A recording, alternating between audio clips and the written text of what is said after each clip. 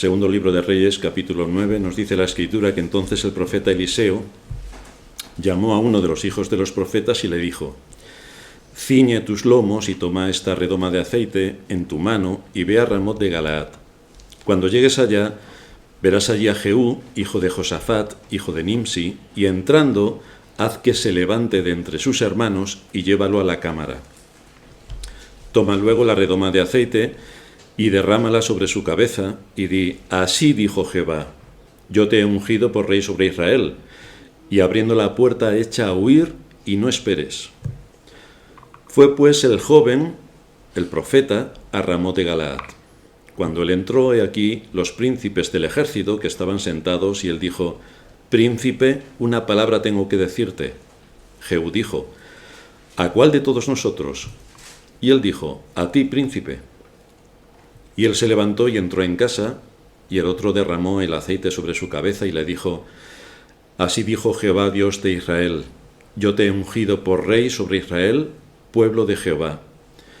Herirás la casa de Acab tu señor, para que yo vengue la sangre de mis siervos los profetas y la sangre de todos los siervos de Jehová de la mano de Jezabel. Y perecerá toda la casa de Acab, y destruiré de Acab todo varón, así al siervo como al libre en Israel. Y yo pondré la casa de Acab como la casa de Jeroboam, hijo de Nabat, y como la casa de Baasa, hijo de Ahías. Y a Jezabel la comerán los perros en el campo de Jezreel, y no habrá quien la sepulte. Enseguida abrió la puerta y echó a huir. Después salió Jehú a los siervos de su señor y le dijeron: ¿hay paz? ¿Para qué vino a ti aquel loco? Y él les dijo: vosotros conocéis al hombre y sus palabras. Ellos dijeron: mentira, decláranoslo ahora. Y él dijo: así y así me habló, diciendo: así ha dicho Jehová, yo te he ungido por rey sobre Israel. Entonces cada uno tomó apresuradamente su manto y lo puso debajo de Jehú en un trono alto, y tocaron corneta y dijeron: Jehú es rey.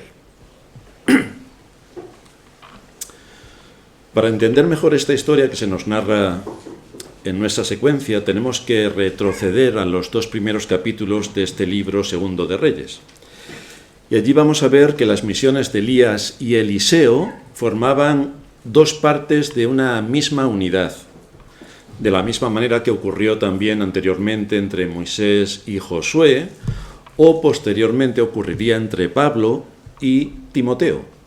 Vemos ahí un grupo de 2 hombres que están trabajando arduamente, uno es el maestro, otro el discípulo, pero que trabajan con un mismo objetivo. Aunque las misiones de cada uno puedan ser entendidas de forma separada, lo que sí está en el fondo es que son consecuencia una de la otra y en todo caso cumplen la voluntad y el propósito de Dios. En nuestra historia se nos habla de una conexión entre ellos que no solamente tiene que ver con el nombre. Muchas veces confundimos Elías con Eliseo o nos enredamos y a veces nos iba a decir Elías cuando queremos decir Eliseo y viceversa. Pero hay una conexión entre los nombres y también una conexión en su oficio. Eliseo era mucho más que el sucesor de Elías, era mucho más que su sucesor. Eliseo fue ungido por mandato divino para ser expresamente un embajador de Dios en medio del pueblo de Israel y hablarle con bastante rigor a este pueblo idólatra y apóstata. Eliseo fue llamado por Dios para este propósito. Y lo que queda de manifiesto es que debía continuar el trabajo que Elías ya había empezado, cuando vemos de qué manera su ministerio en Israel fue de todo menos agradable al pueblo de Israel, porque fue enemigo número 1 a batir, principalmente por la reina Jezabel, que desde luego le buscaba para ejecutarle. En el primer milagro que vemos de Eliseo se repite de forma exacta el último milagro que hizo Elías: abrir el Jordán para pasar en seco. Este acontecimiento, que sucedió delante de los ojos de muchos hombres, que se les llama jóvenes profetas, hizo que le reconocieran a Eliseo como un hombre enviado por Dios para cumplir un propósito específico dentro del territorio de Israel. En distintos textos, en este libro segundo de Reyes, se nos dice que el espíritu de Elías reposó sobre Eliseo y vinieron estos jóvenes profetas a recibirle y se postraron delante de él, nos dice el versículo 15 del capítulo 2. Y en el versículo 3 vemos allí que los hijos de los profetas, que eran de Betel, estaban también allí reconociendo todo lo que Eliseo estaba haciendo en medio de Israel.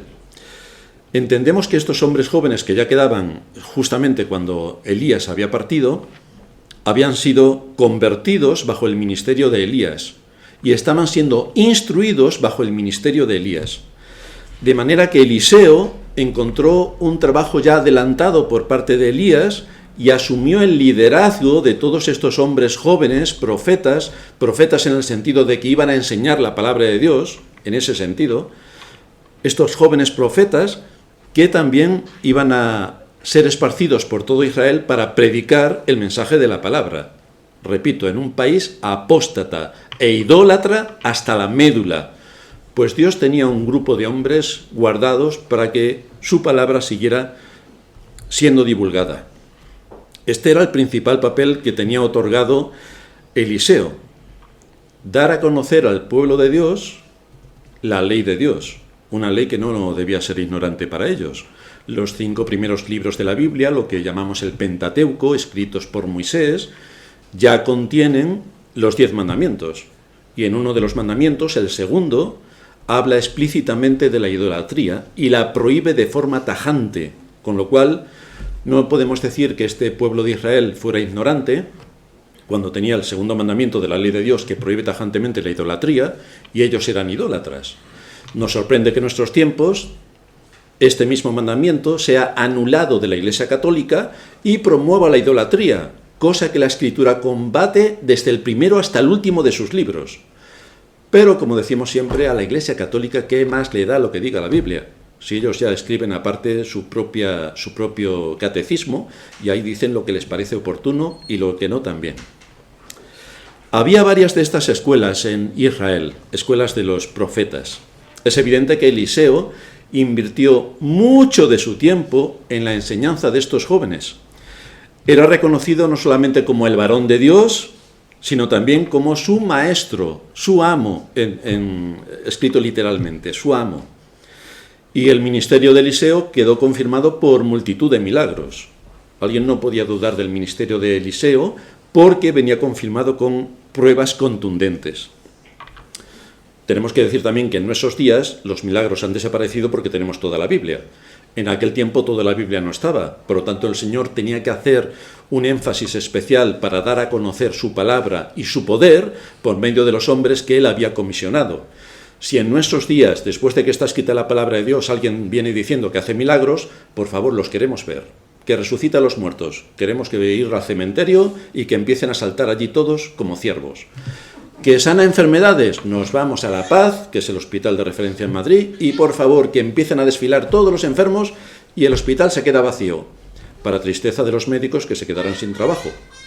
Entonces, si esto es lo que hoy predican muchas iglesias, lo que tenemos que decir es que son falsedades todo lo que están diciendo y pervirtiendo todo el sentido de las Escrituras.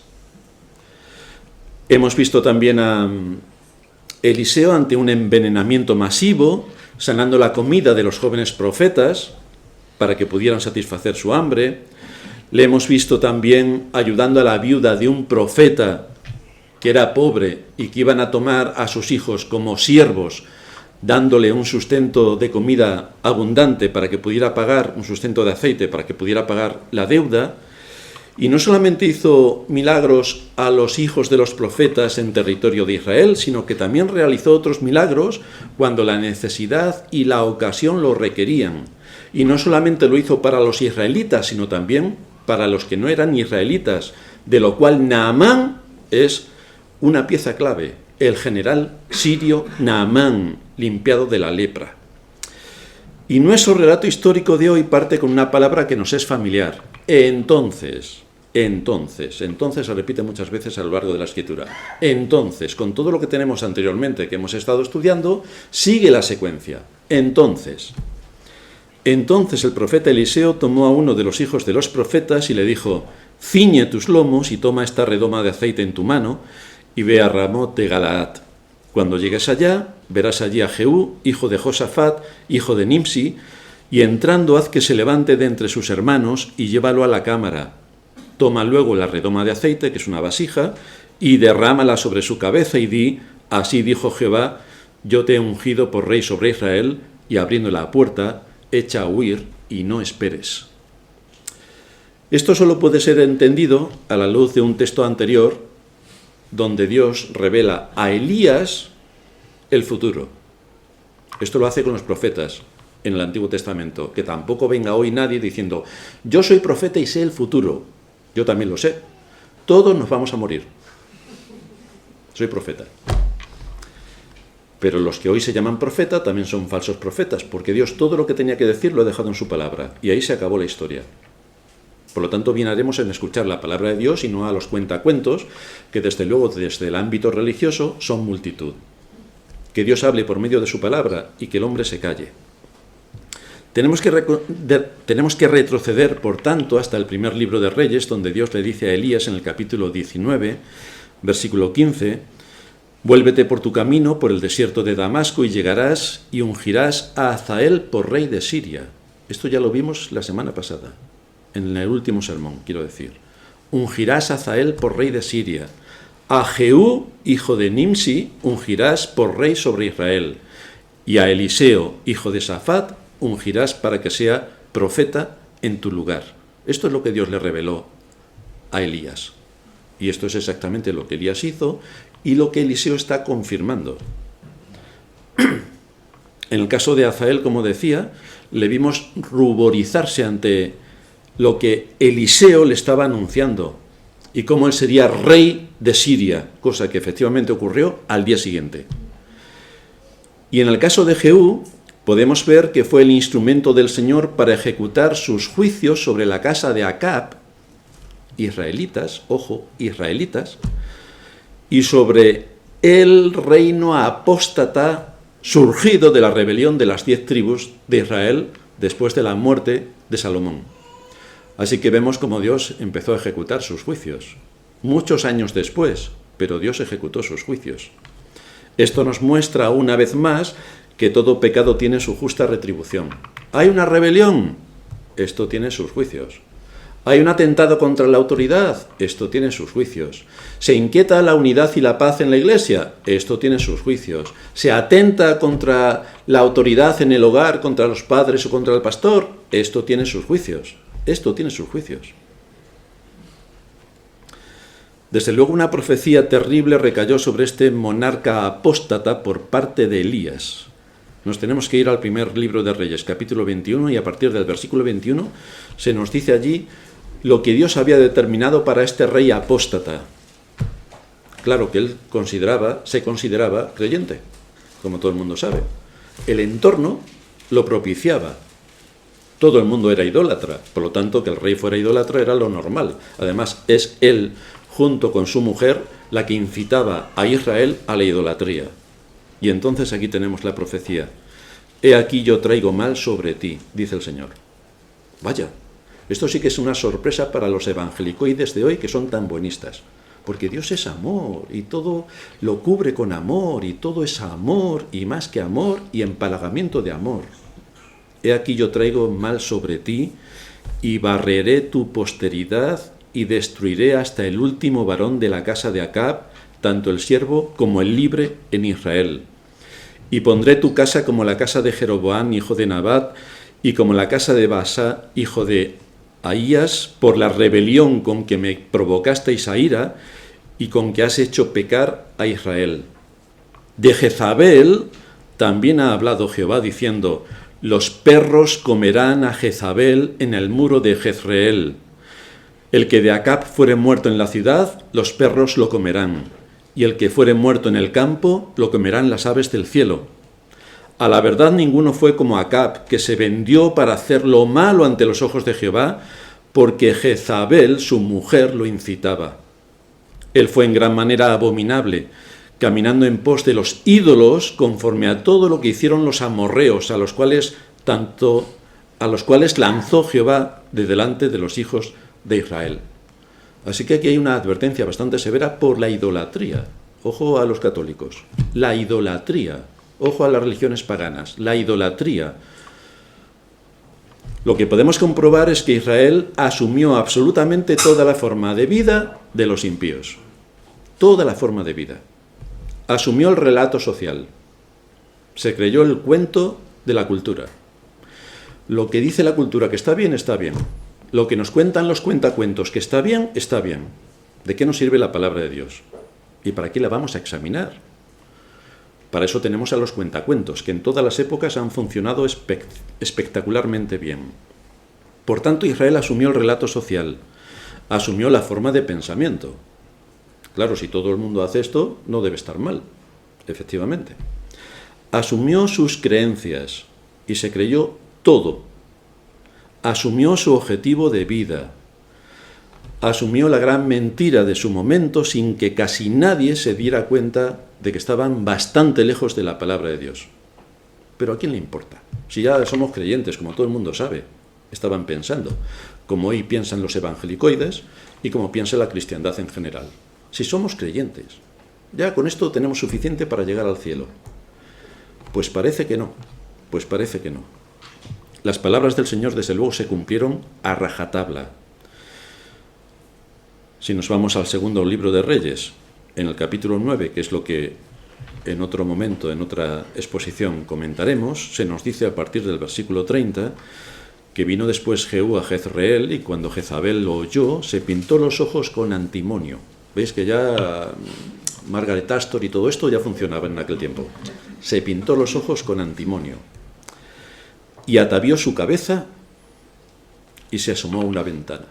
¿Quién hay más bella que yo? ¿Quién hay más bella que yo?, diría la reina Jezabel, para llevarle la contra. Y cuando entraba Jehú por la puerta, nos dice el texto, ella dijo: ¿sucedió bien a Zim que mató a su señor? Alzando él entonces su rostro hacia la ventana, dijo: ¿quién está conmigo? ¿Quién? Y se inclinaron desde la ventana hacia él 2 o 3 eunucos, y él les dijo: echadla abajo. Y ellos la echaron. Y parte de su sangre salpicó en la pared y en los caballos, y él la atropelló. Entró luego al palacio, y después de que comió y bebió, dijo: id ahora a ver a aquella maldita, y sepultadla, pues es hija de rey. Pero cuando fueron para sepultarla, no hallaron de ella más que la calavera y los pies y las palmas de sus manos. Y volvieron y se lo dijeron, y él dijo: esta es la palabra de Dios, la cual él habló por medio de su siervo Elías Tisbita, diciendo: en la heredad de Jezreel comerán los perros las carnes de Jezabel. Este hombre se acordaba de lo que Elías había dicho perfectamente, y de lo que luego el profeta que envió Eliseo le había dicho perfectamente.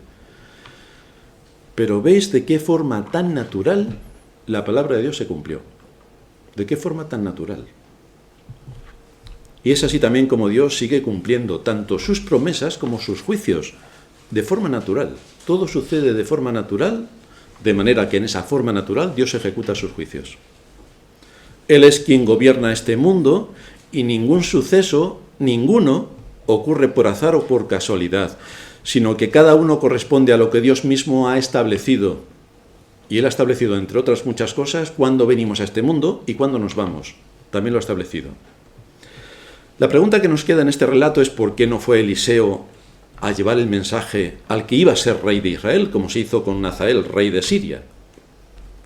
No, lo cierto es que no podemos entrar en mucho más de lo que nos narra el texto, y nos encontramos aquí que por alguna razón desconocida para nosotros, Eliseo estaba a punto de retirarse de su ministerio público, y por lo tanto estaba preparando a los hijos de los profetas para tomar una parte más activa en el reino de Israel, una parte más activa. No estamos hablando, cuando estas historias se nos narra, no estamos hablando de un contexto favorable a los profetas, donde los profetas eran reconocidos, eran respetados. No estamos hablando de ese contexto. No estamos hablando de un contexto donde la gente estaba predispuesta a escuchar la palabra. En absoluto. No querían escuchar absolutamente nada de lo que Dios en su palabra estaba exponiendo. Tenemos aquí que las mentes de estas personas tenían como algo bastante firme que eran creyentes, porque habían nacido en Israel, y esto era todo lo que necesitaban. Han nacido en Israel, son creyentes, el reino de los cielos les espera. Pero la evidencia de sus vidas mostraba exactamente lo opuesto, porque eran idólatras y apóstatas. Es decir, delante de la palabra de Dios hacían exactamente lo contrario, así que había una incongruencia entre lo que ellos presumían que eran y lo que eran. El engaño, desde luego, había tomado sus conciencias y sus corazones. Los había desbaratado por completo. En el artículo que colgamos hoy en la página web, donde citamos a John Owen, él dice en uno de sus... en el libro que estamos estudiando, que estamos impartiendo, que habla sobre la tentación, dice: esto es un juicio de Dios en el cual Él tiene dos propósitos.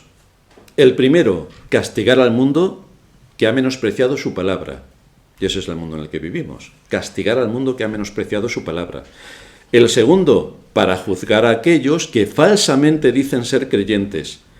Esto significa que la prueba tiene un poder especial para cumplir el propósito de Dios. La Biblia habla de personas que no recibieron el amor a la verdad para ser salvos. Personas que no creyeron a la verdad, sino que se complacieron en la injusticia. A fin de castigarlos, Dios les envía un espíritu engañador para que crean a la mentira, a fin de que sean condenados. Es decir, se predica la verdad, se abren las escrituras que nos hablan de la verdad, y la gente persiste en despreciar las escrituras, despreciar a Dios y despreciar a sus ministros, pues bienvenidos al infierno. Dios les envía un poder engañoso para que crean a la mentira. Ya no creerán jamás a la verdad, creerán a la mentira. Esto es lo que nos encontramos en la historia del pueblo de Israel, esto es lo que nos encontramos en la historia de la humanidad, y esto es lo que ocurre en nuestros días. Desde temprano y sin cesar, Dios envió a sus profetas, y a prácticamente todos los mataron. ¿Qué falta nos hacen los profetas? Vino Cristo, y todos sabemos cómo acabó. Vinieron los apóstoles, y salvo Juan, todos fueron ejecutados. Luego los primeros cristianos, ya sabemos todas las persecuciones, 10 especialmente intensas, para acabar con la fe. Ya sabemos cómo Satanás va trabajando a lo largo de los siglos y manipulando la información y las conciencias para que lleguemos a un día como hoy, donde la inmensa mayoría de la gente de este mundo o no cree en Dios o lo desprecia de una forma brutal. Y lo que es la cristiandad, su concepto de Dios es el mismo que el que tienen los demonios. Es decir, que saben que Dios existe, y ahí se acabó todo. Por lo cual estamos en una grave situación. Es necesario, por tanto, seguir estando alerta para que el engaño del pecado no nos haga creer, como ocurrió en Israel, que somos creyentes cuando en realidad el temor de Dios está muy lejos de nuestro corazón, como estaba muy lejos del corazón de aquellas personas el temor de Dios, porque la palabra de Dios no les afectaba en absoluto. La escuchaban, a veces, pero no tenía nada que ver con su vida. Por eso tenemos la necesidad continua de ser expuestos a la palabra de Dios que nos habla de arrepentimiento, Para hablar a su pueblo, Dios envía a sus mensajeros, quienes a su vez, y esta es una labor que tiene encargada la Iglesia, también tienen que equipar a hombres para el ministerio. Este es un principio en el que Pablo trabajó y encargó a Timoteo. Por eso Elías forma a Eliseo, por eso Moisés forma a Josué, por eso Pablo forma a Timoteo. Y él dice en la segunda carta a Timoteo, capítulo 2, versículo 2, lo que has oído de mí ante muchos testigos, esto encarga a hombres fieles que sean idóneos para enseñar también a otros. Porque la luz del Evangelio tiene que ser transmitida de generación en generación, y hay que buscar hombres fieles que cumplan con este mandato. Equipar a una persona para asumir una responsabilidad, como es el de transmitir la voz de Dios en este mundo, y más aún, exhortar y amonestar a las conciencias, no es algo muy popular. Es el trabajo que Eliseo le encargó a este joven profeta, que se fuera delante de quien iba a ser el rey de Israel y le dijera el juicio terrible que iba a caer sobre Israel, porque iba a haber una matanza. Así que el mensajero, muchas de las veces que habla, no es para, bueno, qué buenos somos todos, qué contentos estamos de estar aquí, vamos a sacar unas Coca-Colas, palomitas y a divertirnos. No es este el papel que le ha sido asignado a quien va a traer la palabra de Dios. El mensaje generalmente no es ni popular ni es bien aceptado.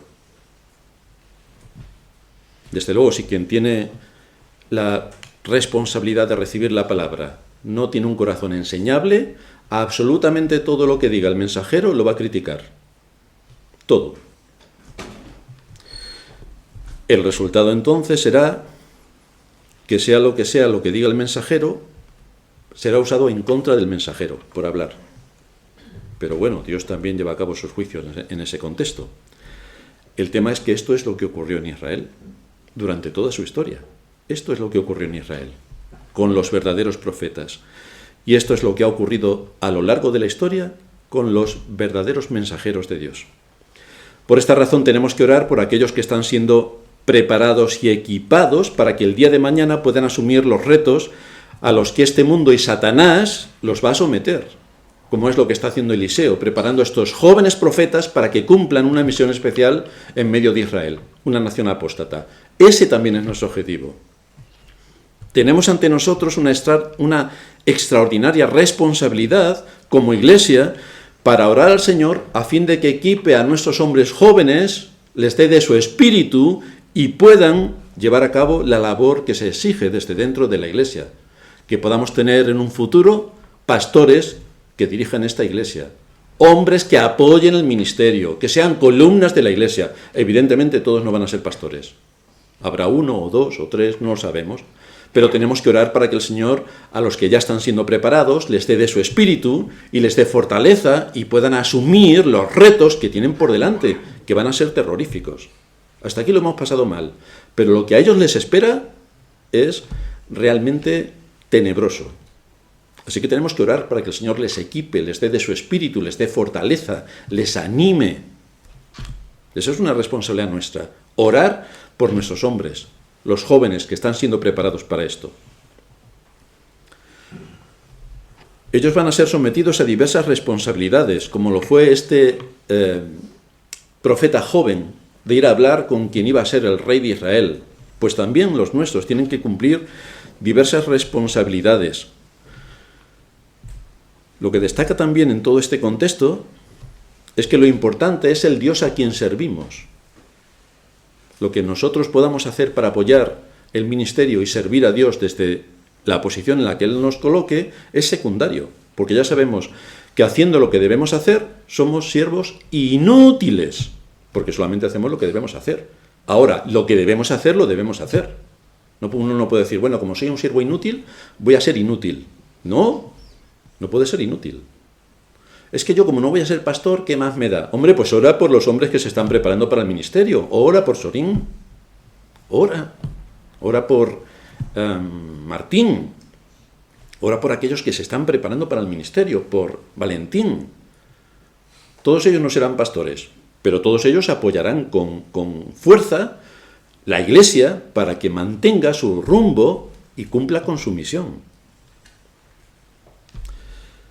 Entonces el profeta Eliseo llamó a uno de los hijos de los profetas y le dijo, ciñe tus lomos y toma esta redoma de aceite en tu mano y ve a Ramot de Galaad. Le da responsabilidades importantes para que las cumpla en su nombre.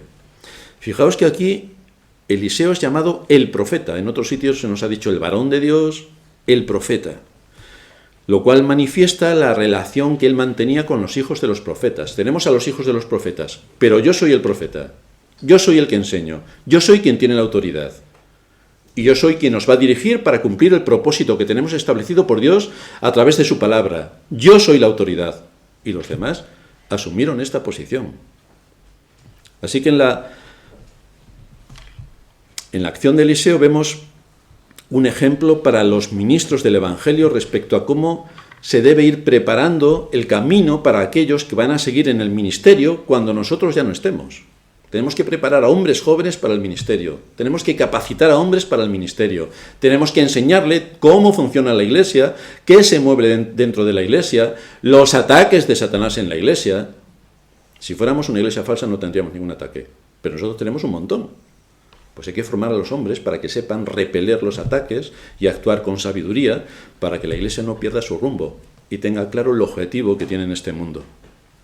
La Escritura dice que la mies es mucha.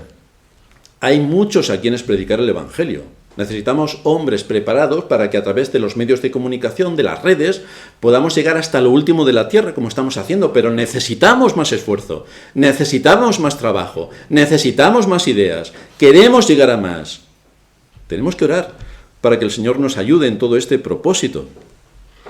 Ya sabemos que en nuestros días hay un rechazo frontal a todo lo que tiene que ver con Dios o es objeto de culto. Pero esto no elimina que tengamos que seguir trabajando de forma perseverante en anunciar el Evangelio. Esa es nuestra misión, anunciar el Evangelio hasta el último de la tierra. Si Dios salva o no salva, es un asunto de Dios. Lo que sí sabemos nosotros, y es nuestro asunto, es ser responsables en la misión que tenemos de evangelizar. Antiguamente se evangelizaba enviando misioneros aquí y allá. Hoy ya, a través de las redes, tenemos un amplio campo en el que trabajar. Ahí necesitamos hombres para que el Evangelio prospere. En tiempos de los apóstoles recordaréis que cuando ellos se ponían a predicar, la palabra era tomada por el Espíritu Santo y miles se convertían. Miles. La iglesia en Jerusalén, miles de personas. En Antioquía, miles de personas. En muchas de las ciudades del imperio, cientos de personas se convertían con solamente una predicación. ¿Y hoy qué está pasando? Que si te pones a predicar, no ya al mundo impío, sino a los que se llaman creyentes, puede que acabes fusilado antes de salir por la puerta, cuando solamente estás hablando de la palabra de Dios. ¿Qué es lo que está pasando? Ya sabemos, como nos citaba Sorien en el último sermón, que uno de los mayores juicios de Dios es cuando quita su palabra. Entonces esto debemos unirlo a la situación en la que nos encontramos histórica, a nuestro tiempo. ¿Por qué la palabra está tan limitada? ¿Por qué las conversiones son tan pocas? ¿Por qué hay una ridiculización patológica acerca de las Escrituras? ¿Por qué se desprecia a Dios con tanto empeño? ¿Por qué desde los poderes públicos usan todo lo que tienen a su alcance para prácticamente blasfemar del nombre de Dios, ignorarlo, despreciarlo, pisotearlo y hacer todo lo ridículo que puedan la palabra de Dios? Quizá estamos ante un juicio de Dios. ¿O le quito el quizá? Porque es evidentemente así. Es evidentemente así. La gente no quiere escuchar la palabra de Dios, pues Dios le da un espíritu engañoso. Espíritu engañoso. Venimos del mono, queridos hermanos. ¡Qué mono! ¡Qué mono! Toda la ideología sectaria de nuestros días, que están haciendo corrupción de menores con los niños en el colegio, y todos tan contentos. Fíjate, que nuestros niños no saben si son niños, niñas, niñes, niños o ñus. Ya no saben ni lo que son. ¿Qué soy yo? Pero claro, si tú quieres destruir a una persona, quítale su identidad. Entonces no es de ningún sitio. Y si no es de ningún sitio, ¿de quién va a ser? Pues allí llega Satanás y hace ras. Te comí, eres mío. Y cuando no hay principios, pues ahí vamos. Cuando no hay convicciones, pues ahí vamos. Cuando la palabra de Dios, que debe ser la guía y el fundamento de toda conciencia, y esto se anula, pues estamos completamente perdidos a jugar dependiendo de por dónde va la veleta del viento de los que tienen el poder, que va mucho más allá de los gobiernos, y que intentan decirnos qué tenemos que pensar, qué tenemos que comer, dónde tenemos que ir, qué es lo que tenemos que hacer. ¡Viva la libertad! Pues si os dais cuenta, como veíamos en la historia, cuando estos profetas se pusieron a edificar un lugar más amplio para estar más cómodos, no tuvieron que pedir ningún permiso, 17 millones de permisos como tenemos hoy. Menos mal que vivimos en un país libre y una sociedad moderna. Pero yo preferiría vivir en una sociedad antigua donde por lo menos eras libre de hacer lo que te parecía que tenías que hacer. Y no como hoy, que no eres libre de hacer absolutamente nada. Pero todo es por nuestro bien, no lo olvidéis. Independientemente de todo este despropósito que hay en el mundo en el que vivimos, y en el cual Dios sin duda está también trayendo un juicio al quitar su palabra de absolutamente todos los rincones de este mundo, sabemos cuál es nuestra responsabilidad de los creyentes y como iglesia. Y en este sentido vemos a Eliseo formando a sus discípulos, y estamos hablando de un contexto donde eran idólatras y apóstatas, y donde a Elías le habían perseguido a muerte para ejecutarlo, y donde la situación de los profetas, a Eliseo también le querían cortar la cabeza, la situación de los profetas no era muy buena, pero ellos persistieron en seguir equipando a los jóvenes para los deberes importantes que deberían tener en el futuro. Y es enfrentarse al poder. Y es transmitir el mensaje del Evangelio a una sociedad cuya cultura era completamente idólatra. Pues ahí en medio estaban ellos. Pero esa es también nuestra labor como iglesia. No ha cambiado mucho, salvo que tengamos WhatsApp, no ha cambiado mucho más en cuanto a la mente del ser humano. Tenemos el deber de formar a la siguiente generación para que los más jóvenes puedan asumir el reto de cómo defender la fe en un ambiente hostil como el que vivimos, que se ríen cuando dices que crees en Dios. Es que es para partirse de risa realmente. Es para partirse de risa. No veas la risa que les va a entrar a todos cuando lleguen al infierno. Se van a partir de risa de verdad. Tenemos que ser previsores y usar todos los recursos que el Señor pone a nuestra disposición para que la antorcha del Evangelio pase a la siguiente generación. Y tenemos que orar con este propósito. Por esa razón, repito, nos preocupamos en formar a los jóvenes para el ministerio. Y en esto hemos estado ocupados en los últimos años, para que el Señor bendiga a su pueblo, dándole hombres según su corazón, para que puedan seguir transmitiendo la fe a la siguiente generación, cuando nosotros ya no estemos. Sigue diciendo nuestro texto: cuando llegues allí verás a Jehú, hijo de Josafat, hijo de Nimsi, y entrando haz que se levante de entre sus hermanos y llévalo a la cámara. Dios le había revelado a Eliseo la situación exacta que se iba a encontrar cuando estaba Jehú reunido con el resto de sus medio hermanos. Él sabía dónde estaba Jehú, sabía que no estaría solo, y sabía la compañía de príncipes del ejército, matiza, príncipes del ejército que estaban junto a Jehú. El rey Jorán, hijo de Acab, todavía estaba en el trono. Y en estos momentos, cuando se nos narra la historia, está curándose, recuperándose de las heridas que los sirios le habían causado en la reciente batalla de Ramá. Pero la profecía dada a través de Elías aún estaba en vigor, y la repite Eliseo. Y desde luego le quedaba muy poco para ejecutarse. Con él estaba el hijo del rey de Judá, que había acudido a visitarlo, y con él también estaban los miembros de la realeza de Israel. De manera que la misión confiada a este joven profeta era bastante delicada, porque implicaba su entrada en los aposentos reales, que no había entrado nunca. No podría entrar sin tener las credenciales que le permitiesen acceder al lugar donde estaban los príncipes. Y luego tenía que ser acompañado por Jehú, uno de los príncipes, a alguna cámara privada a fin de cumplir el propósito principal de su misión. Así que todo esto encajó de una manera sorprendente para que el enviado por Eliseo cumpliera su objetivo. El propósito final no era solo ungir y hacer rey a Jehú, que ya había sido antes profetizado por Elías, sino entregar un anuncio desagradable en muchos aspectos, y era un anuncio de muerte y destrucción al pueblo de Israel, los creyentes. Era un anuncio de muerte y destrucción. Esto es realmente lo importante. Un pueblo que se consideraba creyente, pero que a la luz de las Escrituras era impío. Por lo tanto, Dios ejecutó sus juicios. Por una parte, el juicio de Dios iba a hacer manifiesto con una terrible guerra. Si hay algo que le espanta al ser humano, y así nos aparecen los escritos, son las descripciones de un campo de combate, un campo de batalla, donde prácticamente todos son descuartizados. Cuando uno empieza a leer los relatos de las guerras medievales, mejor no puede seguir leyendo porque aquello es espantoso. Pues esto es lo que iba a sobrevenir inmediatamente sobre Israel, a causa de su pecado de idolatría, de su blasfemia, de su apostasía y de su apartamiento de la ley de Dios. Dios estaba actuando de acuerdo a su palabra y cumpliendo con aquello que antes había sido advertido al pueblo de Israel si no se arrepentían. Y no se arrepintieron. Por lo tanto, Dios ejecutó sus juicios. Dios anuncia su extraordinaria bondad y misericordia al mundo, y resulta que el mundo lo desprecia. Coge la Biblia y se parte de risa. Esto es cosa de niños.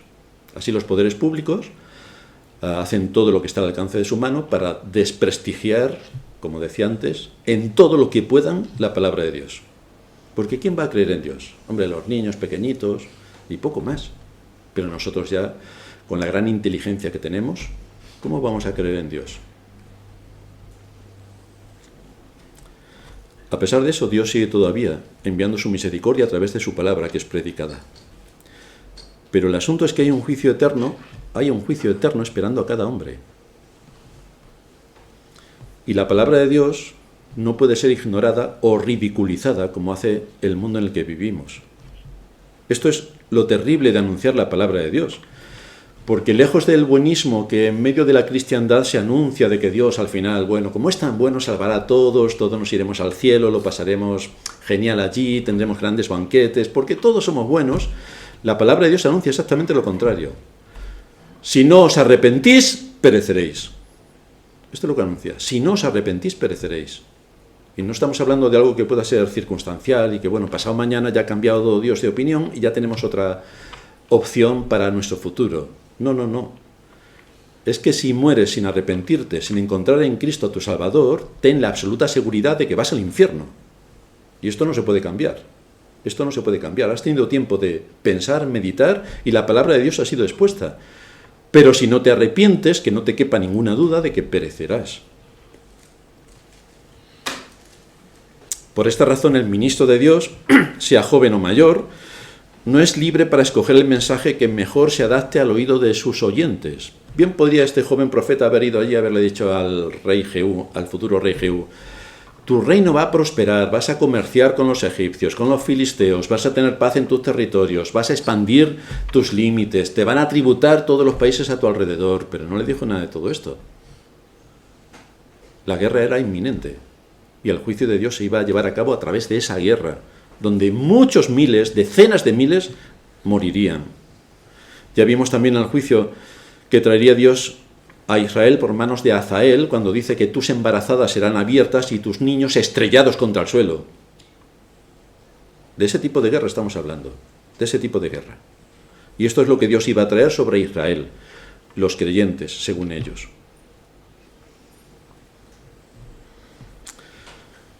Y hoy los juicios de Dios se siguen ejecutando en nuestro mundo.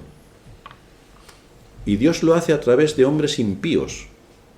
Dios ejecuta sus juicios de forma natural. No caen granizos de 7 kilos de peso del cielo, y entonces es un juicio de Dios. Ni caen tampoco piedras del Vesubio. Eso es un juicio de Dios. No. Dios usa hombres impíos y crueles para llevar a cabo sus propósitos soberanos, que es lo que ha hecho a lo largo de la historia. Usó a los filisteos contra Israel, usó a los sirios contra Israel, usó a los caldeos contra Israel, luego a los medopersas, luego a los griegos, luego a los romanos, y más que han venido después. Lo curioso es que fijaos que al mismo Nabucodonosor el Señor le llama mi siervo para ejecutar mi voluntad. Y así castigó de una manera brutal a Israel por su pecado. ¿Israel se arrepintió por su pecado? No. Pues siguieron viniendo juicios. ¿Israel perduró a lo largo de los siglos? No. Se acabó Israel. Ya que no habéis querido oír, se acabó Israel. Como lo que ocurre en el mundo no es fruto del azar, debemos estar más que atentos a la providencia de Dios y a cómo lleva a cabo sus propósitos soberanos, entre los que se encuentran sus juicios. ¿Cómo Dios lleva a cabo sus juicios? De forma natural. De forma natural. ¿Tenemos un presidente que es? Pues quizá nos lo merezcamos. En este país el gobierno es... Quizá nos lo merezcamos. Porque es por medio de todos ellos a través de quien Dios ejecuta sus juicios. Así Dios ejecuta sus juicios. Al igual que hicieron los profetas, aquellos que hoy deben dirigir al pueblo de Dios, deben guiar a este pueblo para que nadie se engañe pensando que porque los medios de comunicación dicen que no pasa nada, es que no pasa nada. Cuando pasa y mucho.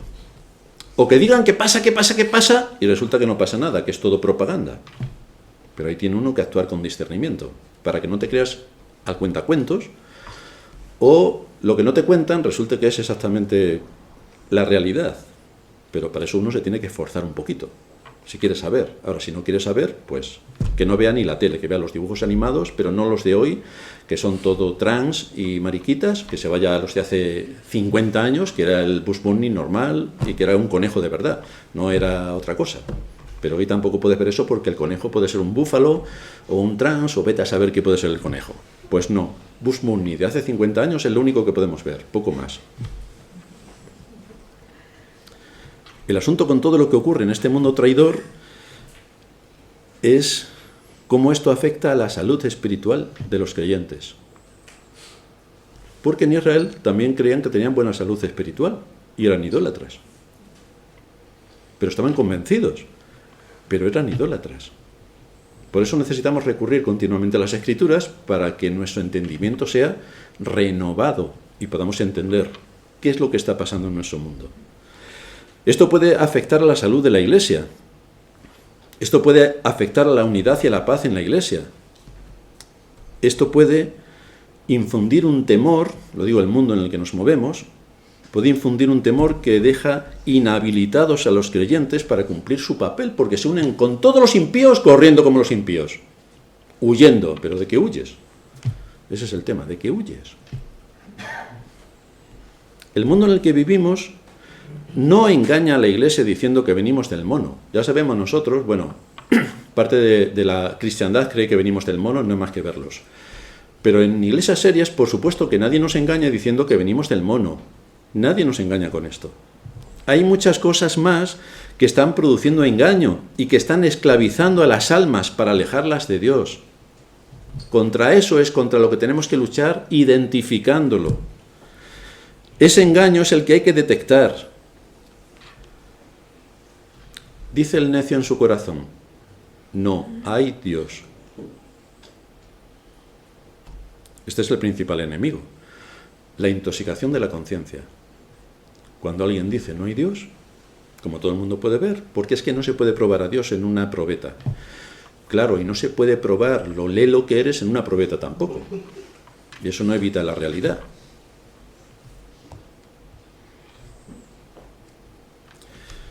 En las manos de los pastores están confiadas las almas del pueblo de Dios y tienen que dar un mensaje, en muchas ocasiones bastante duro que transmitir. En el libro del profeta Ezequiel hay una advertencia severa para los pastores, porque claro, es que en las iglesias en general, en la cristiandad en general, no quieren oír nada que afecte a sus conciencias. Ponte a predicar acerca de la idolatría en una iglesia católica y verás cómo sales. Sales en brazos. Hijo de hombre, dice Ezequiel 3:17, yo te he puesto por atalaya a la casa de Israel. Oirás pues tú la palabra de mi boca y los amonestarás de mi parte. Si el justo se apartare de su justicia e hiciere maldad, y pusiere yo tropiezo delante de él morirá porque tú no le amonestaste. En su pecado morirá, y sus justicias que había hecho no vendrán en memoria, pero su sangre demandaré de tu mano. Así que si los ministros del Evangelio se callan y dicen, bueno, qué bien lo vamos a pasar hoy, palomitas para todos, hala, bailamos un poco y nos vamos a casa, pues es el camino seguro al infierno, porque este no es el papel de la Iglesia. El papel de la Iglesia es afectar a la conciencia y al corazón para saber qué es lo que dice la palabra de Dios, conociendo a Dios, que amemos a Dios, y amando a Dios, que hagamos la voluntad de Dios. Este es el papel de la Iglesia. Pero si al justo amonestares para que no peque, y no pecare, de cierto vivirá, porque fue amonestado, y tú habrás librado tu alma. Así que este es el papel de los que predican. ¿Se pueden callar? Hombre, vivirían mucho mejor. Si no le dicen nada a nadie, viva la fiesta.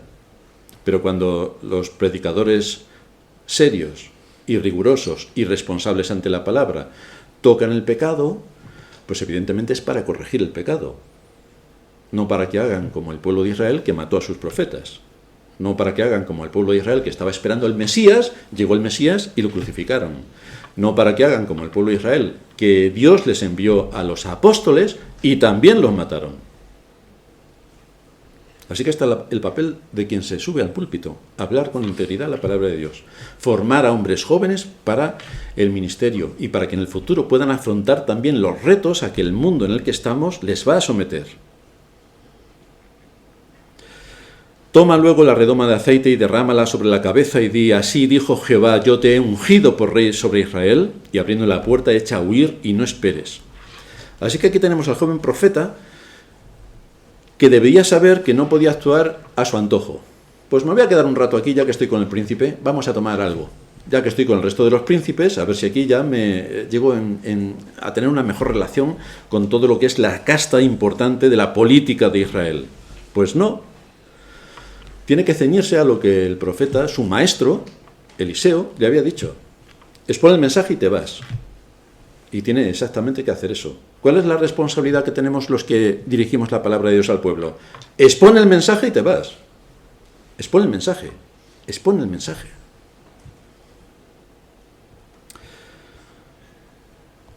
¿A qué conclusión nos lleva todo nuestro texto? Lo primero es que los propósitos de Dios se llevan a cabo en medio de la historia y generalmente de forma natural. De forma natural. Y aquí encontramos al mensajero más esperado que llegó de forma natural. Una virgen concebirá y dará a luz un hijo. Lo más sobrenatural es quien puso la semilla en el vientre de María. Pero lo que ocurrió de forma natural es que Cristo nació, como todos hemos nacido. Así nos dice el apóstol Pablo en Gálatas 4:4, que cuando vino el cumplimiento del tiempo, Dios envió a su Hijo, de forma natural. De forma natural nació. De forma natural vivió. De forma natural expuso la palabra de Dios, con rigor. Quien comisionó y formó a Cristo para llevar a cabo su ministerio no fue otro sino el Espíritu Santo. En el libro de Isaías, capítulo 11, nos dice allí el texto que reposará sobre él, refiriéndose a Cristo, el Espíritu de Jehová, Espíritu de sabiduría y de inteligencia, Espíritu de consejo y de poder, Espíritu de conocimiento y de temor de Jehová, y le hará entender diligentemente en el temor de Jehová. No juzgará según la vista de sus ojos, ni argüirá por lo que oigan sus oídos, sino que juzgará con justicia a los pobres y argüirá con equidad con los mansos de la tierra. Y atención, y herirá la tierra con la vara de su boca, y con el espíritu de sus labios matará al impío. Así que por una parte en el mensaje de Cristo tenemos la salvación, pero otra parte nos habla de que Él no va a dar por inocente al culpable. Tenemos las dos caras de la misma moneda. Que nadie piense, yo creo en Cristo, ya soy salvo. No. Un momento, hay más cosas detrás. Yo creo en Dios, los demonios también. ¿Algo más? El propósito de que Cristo viniera a este mundo no fue otro sino el de anunciar la gravísima situación en la que se encuentra cada hombre a causa de la caída y mostrarles la condenación eterna a la que se aproximan. Y Él vino a dar su vida por todos aquellos que el Padre le dio. Cumplió con todo lo que la ley demandaba para sacar de la muerte a los que estaban condenados a muerte. Ese fue el propósito de su venida. Esto es lo que la Iglesia tiene que anunciar. Que independientemente de los movimientos del tiempo y de los políticos y de todo lo que nos envuelve, que está todo lleno de engaño y de mentira, tenemos un objetivo por delante: la vida eterna. El mensaje dado por Pablo y a todos los ministros del Evangelio es el texto que estábamos leyendo en la introducción, que Dios le comisionó para que abriera los ojos de aquellos a los que iba a llegar el Evangelio, para que se conviertan de las tinieblas a la luz y de la potestad de Satanás a Dios. Fijaos lo que está diciendo, de la potestad de Satanás, porque todo ser humano que viene a este mundo está bajo la potestad de Satanás. Incluso los niños también, que son tan buenos, como todos los padres saben, cuando son pequeñitos son buenísimos, no lloran nunca, obedecen a la primera. Todo eso que es tan idílico en los niños, de los cuentos de Mary Poppins, pues en la realidad parece ser que no es así. Parece ser, no sé yo, parece ser. A lo que me refiero es a que todos estamos bajo el dominio de Satanás cuando venimos a este mundo. Y cuando se predica el Evangelio es cuando Dios actúa por medio de su Espíritu para traer a la salvación a las almas. Y por eso dice Pablo que fue comisionado para predicar el Evangelio, que se conviertan de las tinieblas a la luz y de la potestad de Satanás a Dios, para que reciban por la fe que es en mí, en Cristo, perdón de pecados y herencia entre los santificados. Que nuestros pecados sean perdonados y que formemos parte de todo aquel gran grupo de hombres y mujeres que han sido llamados a la salvación. Que Satanás es el príncipe de este mundo, los creyentes no se lo terminan de creer. Lo saben, pero piensan que en realidad no es así. No, en realidad Satanás no es tan malo, porque fijaos, es un buen trabajador. 24 horas al día por el mismo salario, tú no lo harías. Es constante, tú te cansas, te aburres, te pones a leer la Biblia, te aburres más todavía. Satanás se la sabe de memoria, o sea que se la ha estudiado de lo lindo, porque cuando tentó al Señor, citó textos bíblicos con una precisión absoluta, así que sabe mucho más de los que se llaman creyentes. Así que hay muchas cosas que aprender de Satanás, pero sabemos quién es Satanás. A lo que me refiero es a que muchos de la cristiandad piensan que Satanás no es tan malo y que, bueno, tampoco le afecta mucho a su vida diaria. Pero Satanás es el príncipe de este mundo. Eso no es algo nuevo. Engaña a las naciones. Engaña a las naciones, nos dice la Escritura. Bueno, la cristiandad tampoco se lo cree.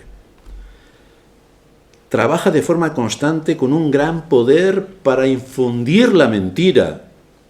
La cristiandad tampoco se lo cree. Es algo que nos anuncia la Escritura continuamente, y además que actúa en todos los ámbitos de la vida del ser humano sobre la tierra, desde la falsa ciencia que promueve con todo su esplendor, y también a través de la falsa iglesia, de la falsa religión, que solo se ocupa de ser buenista y de ser una buena ONG.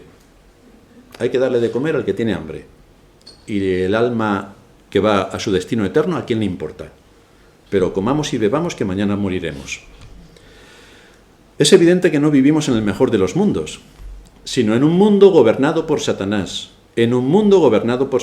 y ante este poder descomunal que ejerce sobre las conciencias, solo la palabra tiene el poder de derribar todos sus argumentos, tanto de la ciencia falsa como de la religión falsa, y evidenciar todos sus engaños. Pero tenemos que estudiar las Escrituras, con rigor y con profundidad. Por eso, en nuestras iglesias, profundizamos en las Escrituras, no lo tomamos a cuento. No venimos a entretenernos, no venimos a pasar el rato, ni siquiera venimos a divertirnos. Venimos a aprender para honrar a Dios de acuerdo a lo que Él establece en su palabra y que podamos andar bajo su temor. Esta es nuestra carga cuando venimos a adorar a Dios. Así que debemos suplicar al Señor que nos siga asistiendo en nuestra necesidad, que nos dé pastores, que nos enseñen con ciencia y con inteligencia, que nos dé un espíritu enseñable, que tiemble ante su palabra, que renueva en nuestro entendimiento para ver el alcance impresionante que tiene su palabra en todos los ámbitos de la vida. Es su palabra la que nos lleva al conocimiento, es su palabra la que nos lleva al conocimiento y nos hace comprender la sublime gracia que Dios ha mostrado al darnos a Cristo, la eternidad. Sea lo que sea que esté pasando en este mundo, para los que estamos aquí en 50 años no estamos casi ninguno de los mayores. Entonces, ¿qué nos importa lo que esté pasando en este mundo? Hombre, nos importa en la medida que afecta a nuestra dinámica diaria. Pero nuestro objetivo, nuestro fundamento no debe estar, uy, lo que va a venir, uy, qué político más malo, uy, me han subido los impuestos, uy. Nuestro objetivo es, cuando me vaya de aquí, ¿a dónde voy? ¿Voy a tener al Rey de Reyes como mi rey o estaré en otro sitio? Al igual que vino este juicio terrible sobre Israel, y todos pensaban que eso jamás ocurriría porque estaban en un ambiente más o menos estable. Ellos se consideraban buenas personas. Ay de ti, Corazín, ay de ti, Betsaida. Que si se hubieran hecho en vosotras los milagros que se hicieron en otras regiones, tiempo a que os habríais arrepentido. Pero el castigo será peor para vosotras que lo que ocurrió en Sodoma y Gomorra. Porque a vosotras sí que se os ha anunciado el Evangelio. Habéis visto los milagros y los habéis rechazado. Este es el problema. Escuchar la palabra de Dios y rechazarla. Escucharla y rechazarla. Pero si nosotros hemos puesto en Cristo nuestra esperanza, si Él es nuestra confianza, si esperamos y andamos bajo su temor, evidentemente vamos a necesitar escuchar sus palabras cuando dice, bien, buen siervo y fiel, sobre poco has sido fiel, sobre mucho te pondré. Entra en el gozo de tu Señor. Eso es lo que esperamos oír. Y como lo esperamos oír, tenemos que andar de acuerdo a lo que Él nos manda en su palabra y andar bajo su temor. ¡Que caemos! Bienvenido. Tenemos el arrepentimiento. Corregir nuestra vida, corregir nuestros caminos, corregir nuestros pensamientos y ceñirnos a lo que la palabra del Señor nos enseña. Entonces entraremos en las moradas eternas que Cristo, el mensajero enviado por Dios Padre, preparó para nosotros, pagando con su vida el precio de nuestro rescate. Este es el gran mensaje que continuamente anuncia la Escritura. En esto estuvieron ocupados nuestros antepasados, los profetas, el Señor, los apóstoles y tantos maestros como tenemos a lo largo de la historia, que siempre incidieron en este punto y seguiremos incidiendo para honrar a Dios. Vamos a terminar en oración. Padre nuestro que estás en los cielos, te damos gracias por exponernos a tu palabra, ver allí la necesidad que tenemos de formar a hombres para el ministerio que puedan seguir manteniendo viva la antorcha del Evangelio, que puedan transmitir este Evangelio a la siguiente generación, para que tú toques los corazones de todos aquellos que has llamado a la vida y que en su momento escucharán tu palabra y vendrán al conocimiento de la verdad. Te pedimos por los que estamos aquí, para que al escuchar tu palabra podamos percibir exactamente lo que es tu palabra y que podamos ser consecuentes con lo que estamos escuchando. Que nos des fuerzas en medio de todas las batallas que nos asedian, tanto las personales e internas que cada uno de nosotros debe tener, como también las externas, viendo el mundo en el que vivimos y todos los ataques que hay contra la fe, el desprecio a tu nombre, la blasfemia contra todo lo que tiene que ver contigo. Te rogamos que nos ayudes a presentar una batalla correcta y a defender la fe con los distintivos cristianos que en tu palabra también se exponen. Ayúdanos a no decaer en todo esto. En Cristo Jesús, nuestro Señor, te lo pedimos. Amén.